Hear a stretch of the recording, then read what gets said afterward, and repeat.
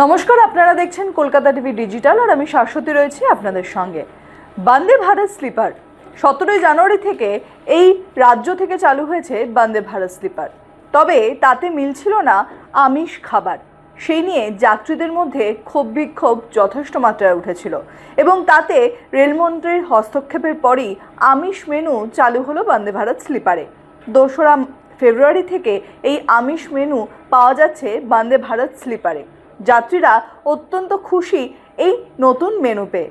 কার্যত বলা যায় বন্দে ভারত স্লিপারের মতন একটি লাক্সারি ট্রেনে আমিষ খাবারের প্রতি যথেষ্ট মাত্রায় ফ্যাসিনেশন ছিল যাত্রীদের এবং সেই অনুযায়ী তাদের রসনা তৃপ্তির জন্য যে মেনু ধার্য করা হয়েছে এই বন্দে ভারত স্লিপারের ক্ষেত্রে, তাতে থাকছে বেশ কিছু উপাদেয় বস্তু এবং তার মধ্যে থাকছে পোলাও, কড়াইশুটির পোলাওয়ের সঙ্গে সঙ্গে মেনুতে থাকছে আরও বেশ কিছু জিনিস, যার মধ্যে ভাজা মুগের ডাল, পরোটা এবং তার সঙ্গে সঙ্গে বিভিন্ন রকমের সবজির ভাজা এবং যারা আমিষ খাবেন তাদের জন্য থাকছে চিকেন কষা বা চিকেন কড়াই মশলা।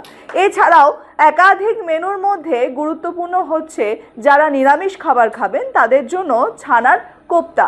অর্থাৎ বোঝাই যাচ্ছে এবার বন্দে ভারত স্লিপারে যাত্রা আরও বেশি আরামপ্রদ হবে, কারণ বাংলা থেকে যখন তার যাত্রা শুরু হবে সেখানে মিলবে বাঙালিদের প্রিয় খাবার।